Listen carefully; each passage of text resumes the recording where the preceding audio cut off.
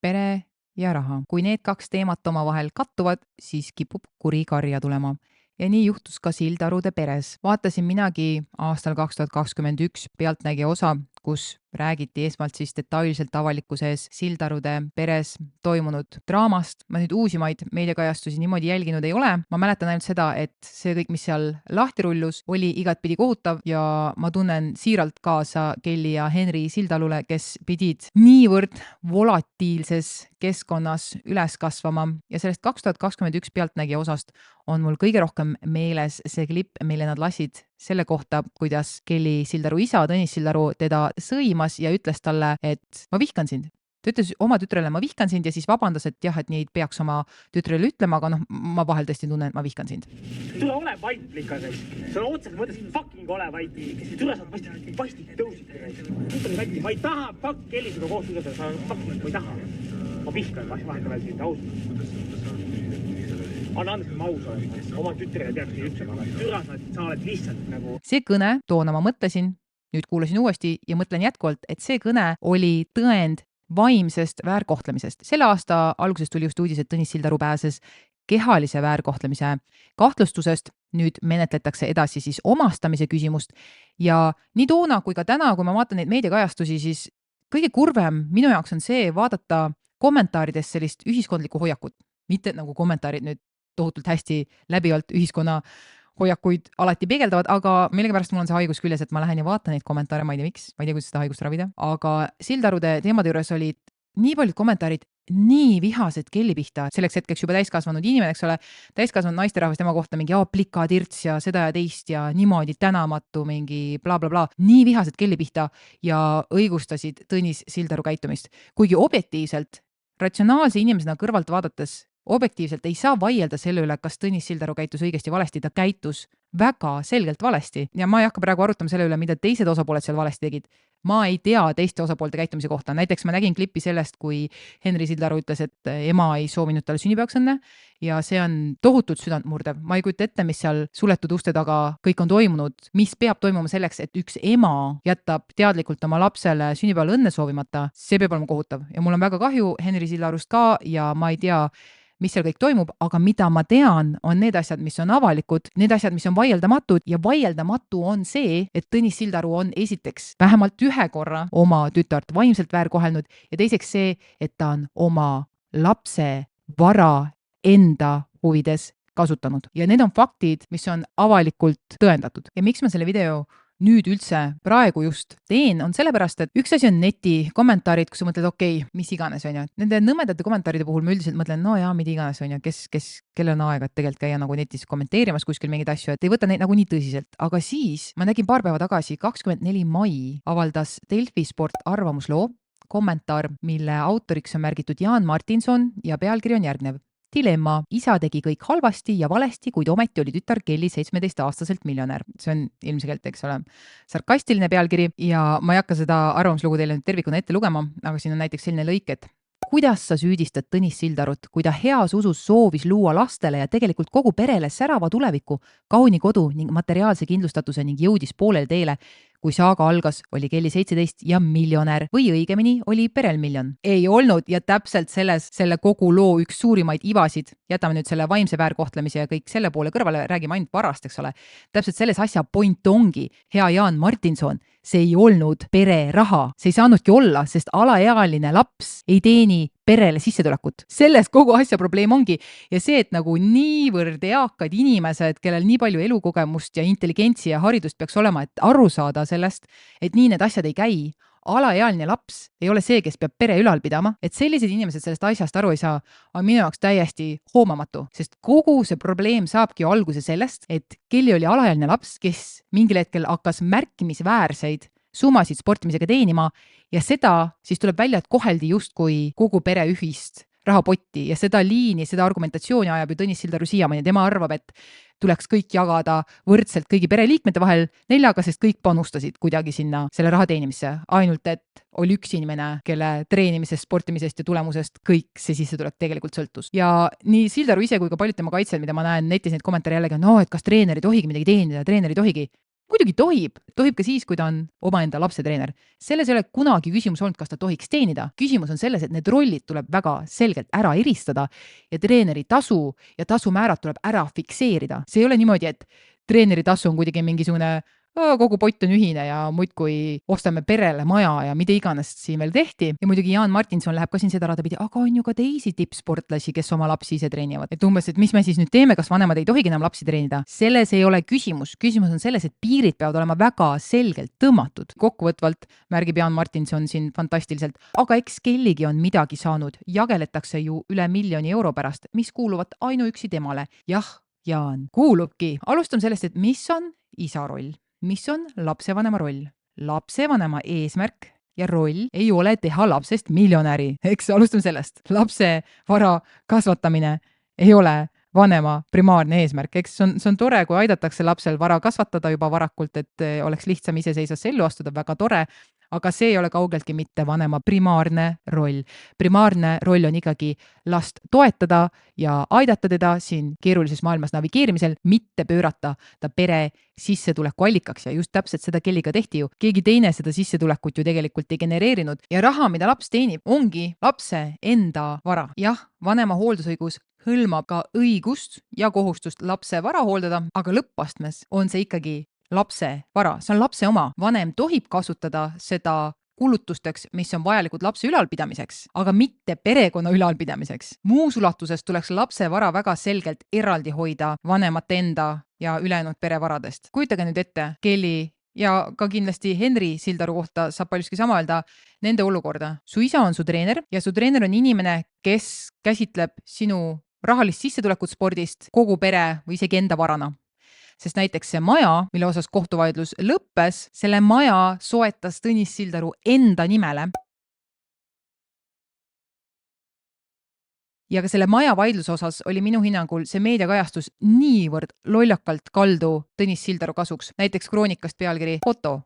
Vaata, millise maja Kelly Sildaru isalt sai. Ei, see on täiesti vale, see on jumala vale pidi. Vaata maja, mille Kelly Sildaru isa ajutiselt endale soetas Kelly varrade arvelt. See on täiesti valepidi sõnastus.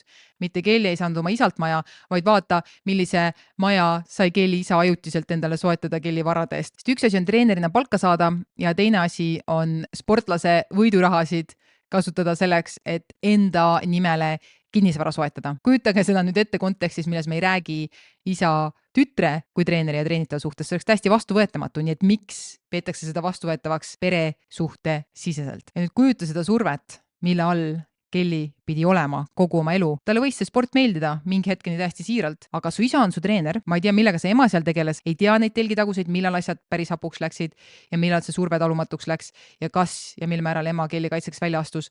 Aga oled siis pere põhisissetuleku allikas ja selleks, et perel oleks raha, pead sina võitma. Ja see on meeletu surve, mille alla last panna, eks me räägime ajast, mil ta oli alaealine. Ja see, milline surve see tal oli, seda ilmestab hästi see kaunis fantastiline asitõend Tõnis Sildaru iseloomust ja sellest, kuidas Tõnis Sildaru oma tütart vaimselt väärkohtles. Tule ole vait likkas. See on otseselt mõttes fucking ole vait. Tule saad pastid tõusid. Tule sa lihtsalt fucking ei näe. Huvitav, miks Henri vastu päid ei saa? Miks Henri vastu päid? Sellepärast, et fucking Henri teeb täpselt kõike nii, nagu sina ütled. Kuuled ka? Henri pärast ei oodata. Henri pärast ei jääda hiljaks. Henri teeb trenni, mitte ta ei jookse kuradi välja õue. Henri teeb trenni, mitte ta ei jookse kuradi välja õue. Kas sa kujutad ette, et üks laps tahaks teha midagi muud kui ainult trenni? Kohutav.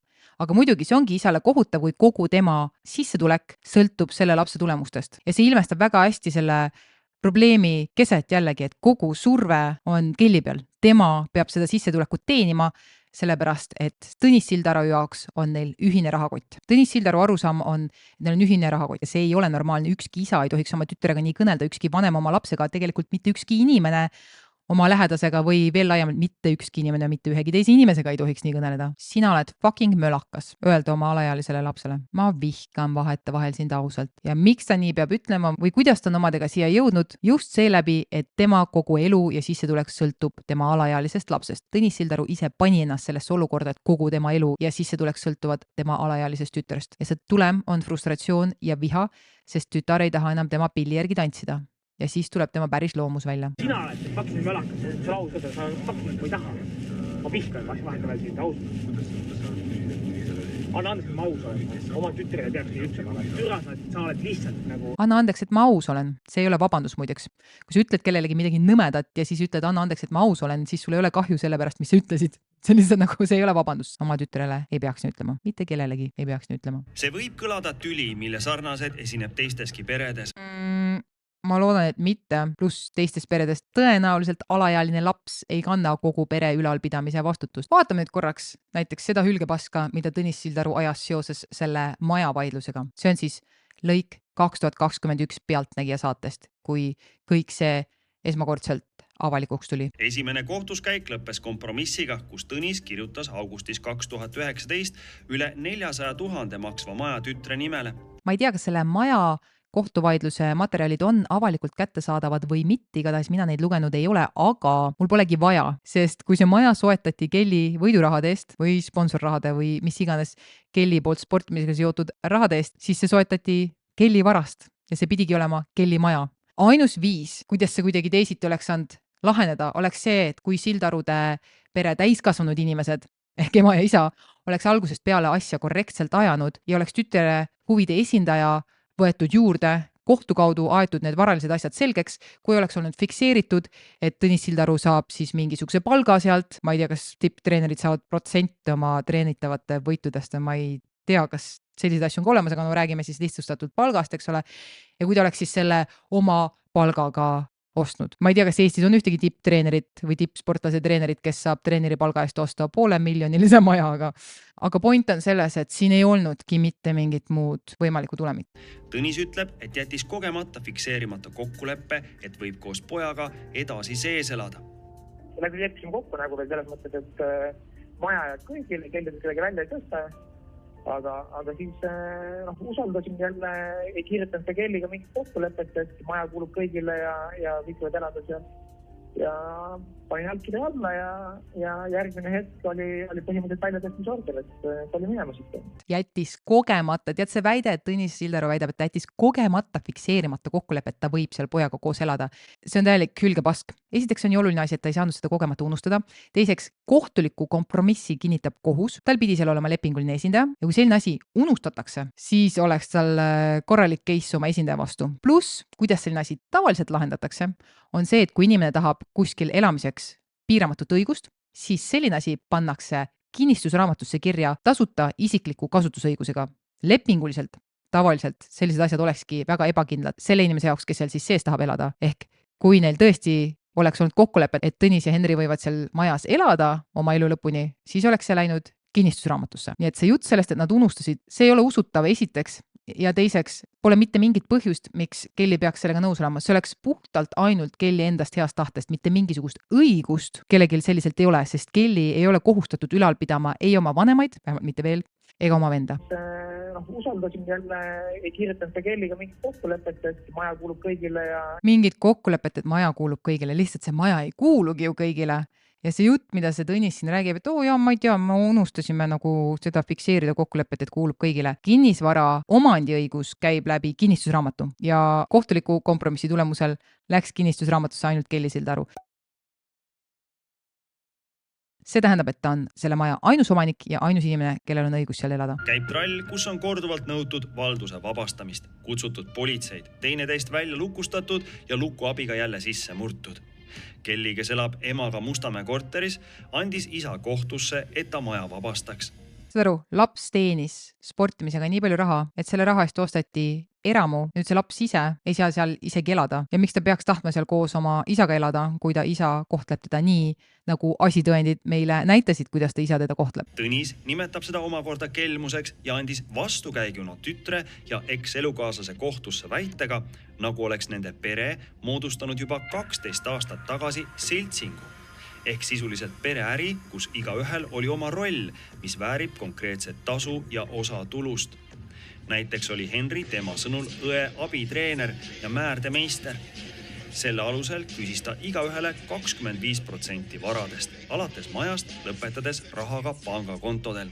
Laps on eraldi õigussubjekt. Lapsel on omad õigused ja ka omad kohustused. Laps on seaduse mõttes piiratud teovõimega isik, kes teatud tehinguid ei saagi üksi teha ja mitmepoolseteks tehinguteks näiteks on vaja kas siis vanema eelnevat nõusolekut või pärast heakskiitu, mis muudab eriti naljakaks Tõnis Sildaru väite selle kohta, et see juriidiline konstruktsioon, mille üle nad tsiviilkohtus vaidlevad, on see, et Tõnis Sildaru väidab, et pere sõlmis aastaid tagasi, põhimõtteliselt kui lapsed olid täiesti tiluksed, sõlmis seltsingu lepingu, mis tähendab, et kõik, mida see seltsing tootis, eks ole, et kõigil on õigus sellele. Nüüd, kuna see vaidlus alles käib, siis ma kohtulahendit näinud ei ole, aga juba eos on see argument totaalselt ajuvaba ja lollakas, sellepärast, et lapsed ei saaks ise mitmepoolset tehingut teha sellises olukorras. Reeglina eeldaks selline asi vanema eelnevat nõusolekut või pärast heakskiitu, ainult et sellises olukorras ei saa vanem last esindada, sest seaduse järgi ei saa lapsevanem last esindada tehingutes, millest üks pool on näiteks vanem ise.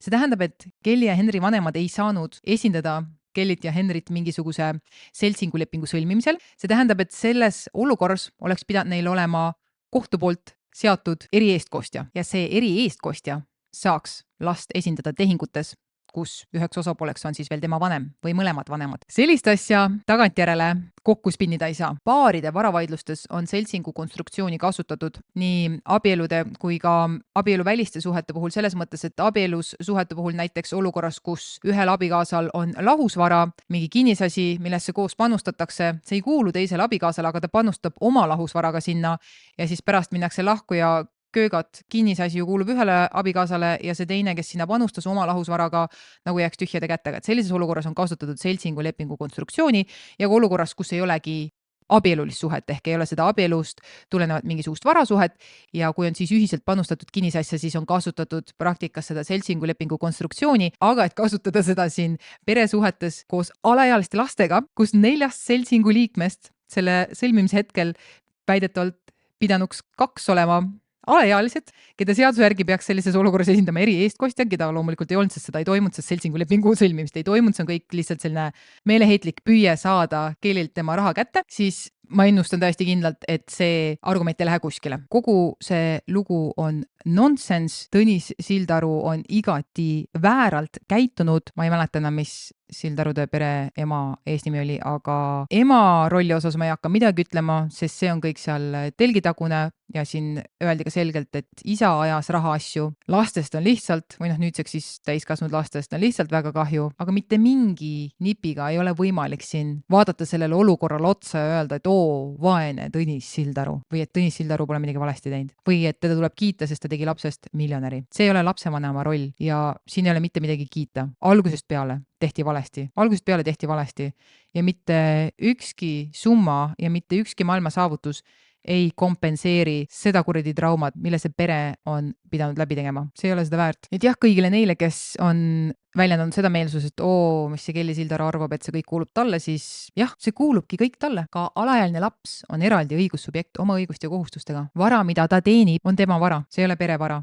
Alaealine laps ei pea oma pere ülal pidama, ei pea oma vanemaid ülal pidama, ei pea oma venda ülal pidama. Kui vanem tahab oma last treenida täiskohaga ja saada selle eest kompensatsiooni, siis tuleb need asjad korralikult ära vormistada, kaasata vajadusel kohus, erieestkostjad, mis iganes kõik on vaja, selleks, et oleks tagatud lapse huvide õiguste kaitse, sest nagu näha on, kui seda ei tehta, siis mõni vanem käsitleb lapse teenitud oma rahana ja arvab, et nii ongi okei, aga nii ei ole okei.